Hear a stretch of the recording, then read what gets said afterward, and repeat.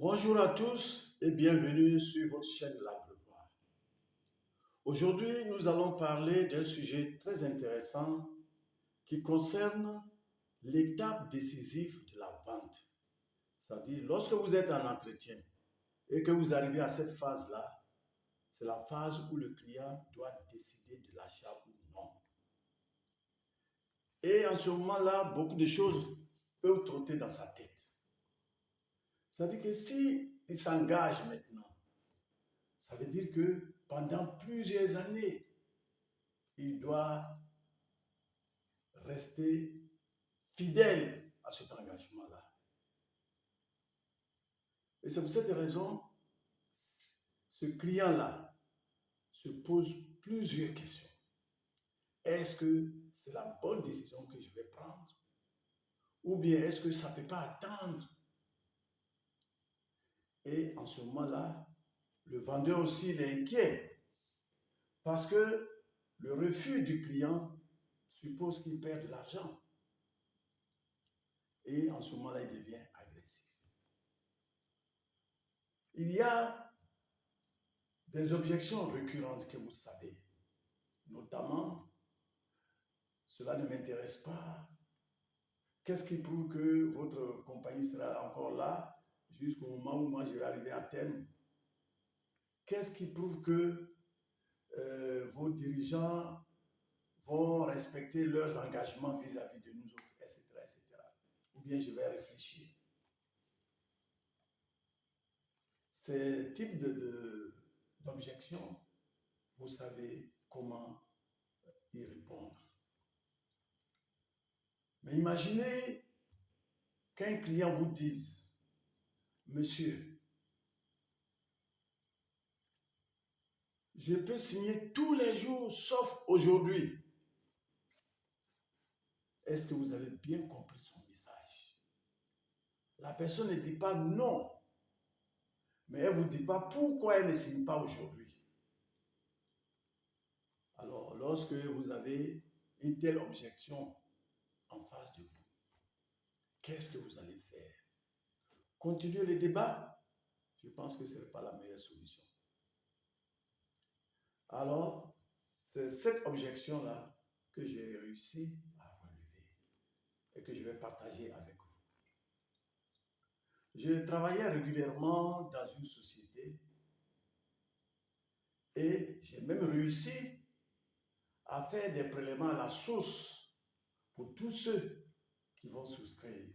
Ça veut dire que la prime des clients de ces sociétés est prélevée directement.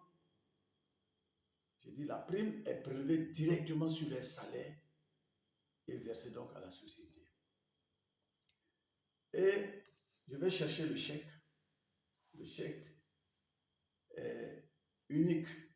On dresse la liste et on dépose au service comptabilité. Mais j'avais remarqué que la directive des ressources humaines qui établit la liste des assurés, elle-même n'y figure pas. Alors j'avais envisagé la rencontrer plus tard pour lui faire des propositions. J'avais donc préparé une approche pour elle spécifiquement. Mais un jour, j'étais en compagnie de 3 de mes éléments, de mes collaborateurs. J'allais pour prendre le chèque. À peine nous avons garé le véhicule et on voit la directrice des ressources humaines sortir du bâtiment A pour aller au bâtiment B. Donc dans la cour, je l'aborde et je lui dis ceci. Bonjour madame, pourrez-vous me recevoir tout à l'heure dans le cadre de mes activités professionnelles? Elle a regardé sa montre et elle dit bon, pas de problème, attendez-moi. Quand elle revient, je la suis. J'ai tellement bien présenté la chose qu'en réalité, elle ne pouvait pas ne pas signer. Dites-moi, quelle objection elle va me présenter? Elle me dit, Monsieur Kwebi, je peux signer tous les jours, sauf aujourd'hui. Devant une telle objection, qu'est-ce que vous allez faire pour changer la vie de cette dame-là? Mais moi, j'ai compris le message. Elle n'a pas dit qu'elle ne signe pas. C'est-à-dire c'est déjà acquis. Mais seulement le jour qu'elle a différé. Mais je ne sais pas pour quelle raison elle n'a pas voulu signer le même jour. Mais je vais comprendre ça plus tard. Bon, je lui dis comme ça, il n'y a pas de problème. Nous sommes le lundi, je vais venir le mercredi. Le mercredi, il n'y aura pas de débat, n'est-ce pas? Elle dit oui. Le mercredi, je viens seul. Alors, je lui demande sa pièce d'identité. Elle me la remet. J'ai commencé à remplir le bulletin d'adhésion. Et puis, à un moment, j'ai produit le faux pour avoir le vrai, en lui disant, on avait convenu 50 000 francs de prime. Elle dit non, 30 000. En réalité, on n'avait rien dit de tout ça. C'était une technique pour avoir le montant. Et quand on a tout fini, je lui demande, mais madame, on aurait pu faire ça le lundi, on aurait gagné en temps. Elle dit, monsieur Prébi, est-ce que vous savez pourquoi je n'ai pas signé le jour même? Mais regardez, on n'a pas eu de rendez-vous préalable. Vous me trouvez dans la cour de l'établissement et vous m'abordez. C'est par respect que j'ai accepté votre rendez-vous là. Et vous entrez, effectivement, vous m'avez bien convaincu. Mais vous savez pourquoi j'ai dit non pour le jour même? Mais imaginez le jour là, vous sortez avec le document tout signé et puis vous allez rejoindre vos collègues. Qu'est-ce que cela va dire de moi? Oh, elle est faible. Voilà la raison pour laquelle je n'ai pas signé. J'ai dit, ah, vous avez raison, parce que quand même, il va de votre orgueil personnel. Bon, maintenant que c'est fait, je voulais vous dire qu'à compter d'aujourd'hui, madame, je suis désormais votre conseiller en assurance. Tous les actes concernant l'assurance que vous allez poser, c'est moi désormais qui va faire cela. Ça veut dire que si vous voulez assurer votre maison, c'est moi. Vous voulez assurer votre véhicule, c'est moi. Et concernant le véhicule, ils étaient affiliés à une assurance, à une autre assurance en flotte. Donc ça veut dire là-bas, ils avaient beaucoup plus d'avantages que de faire une assurance individuelle de véhicule. Mais malgré ça, quand elle a acheté sa voiture, elle m'a appelé. On a signé, elle a payé. J'ai dit, bon, il manque un bien important, c'est-à-dire votre maison. Je lui ai remis le questionnaire de Muturis Habitation. Elle a rempli et puis plus tard, elle s'est venue chercher. On a fait la cotation, elle a payé.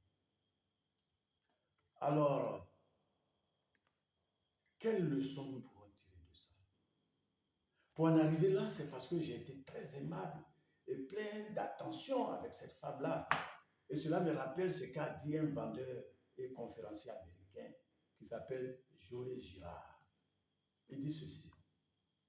Il n'y a rien de plus efficace dans la vente que d'amener le client à croire, mais à croire vraiment que vous l'aimez et que vous êtes plein d'attention pour lui.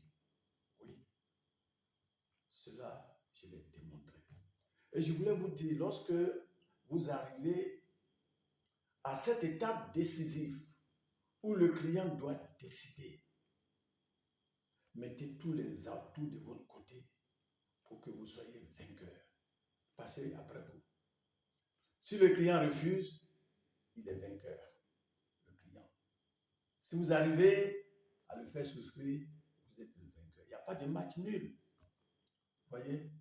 Donc, si cette vidéo vous a plu, je vous demande de la partager avec les autres, de liker et de vous abonner, d'actionner la cloche de notification pour ne plus manquer une seule vidéo. Prochainement, nous allons encore parler d'autres sujets aussi intéressants. Je vous recommande d'être toujours prêt à suivre votre chaîne la plus